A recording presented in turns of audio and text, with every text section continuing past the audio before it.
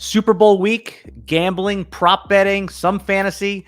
Let's give everyone the 3 sneaky Super Bowl prop bets that hopefully will make them some money. I'm Alan Seslowsky. He's Jeff Erickson. Is there a strategy to prop betting at all? I think the big thing here is there's a lot more variability in the lines between various books. Shop around. Really, okay, we have a pretty basic, the line is going to be this, the total is going to be this in the game, and the most bet on event of the year, it's not going to vary too much from various place to place. However, player props are going to be all over the map.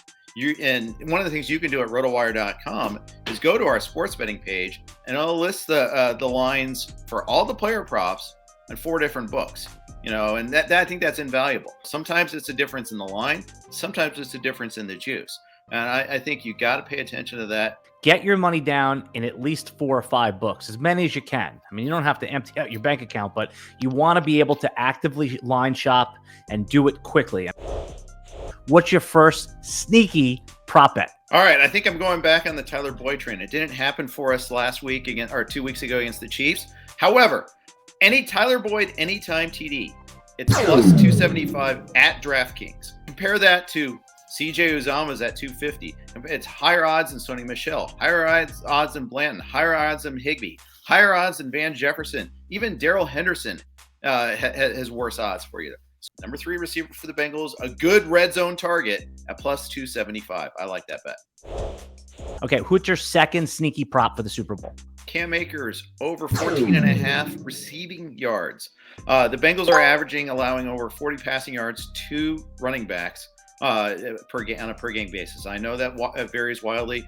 Akers has topped that mark just once in the last 3 weeks, so I understand the reticence to go this route.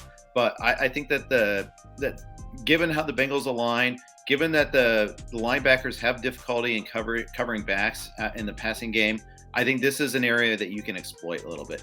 I'm plunking that one down as my number 2 sneaky prop bet. All right, give us your third sneaky Super Bowl bet.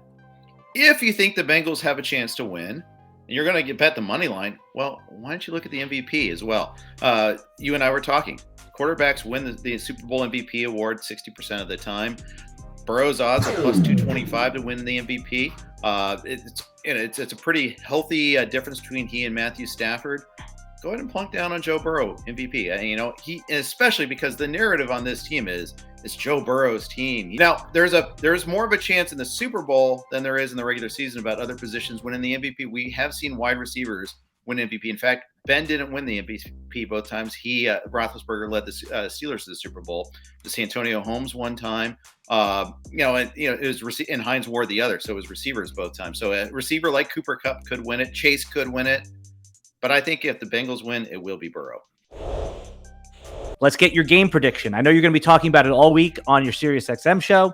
Who do you like? I think the line right now is at 4.5, so it's somewhere between the 4 and the 5. That's been flipping between Bengals plus 4.5, or do you like the Bengals money line? I won't even ask you if you like the Rams side of it. So, what are you going to put your crisp $100 bill on? The sharp money is on the Rams. I mean, the line play is kind of scary. That defensive line versus the Bengals offensive line, everyone's talking about it. It's real. It's powerful. But I'm going to say the Bengals slow the Rams down a little bit. I think the Bengals defense is the part that's kind of sneaky. I'm going to bet the under, which has already gone down some. So I'm not getting the best odds. If I were smart, I would have gone on the under when it was at 50. But I'm also going to say Bengals 23, Rams 21.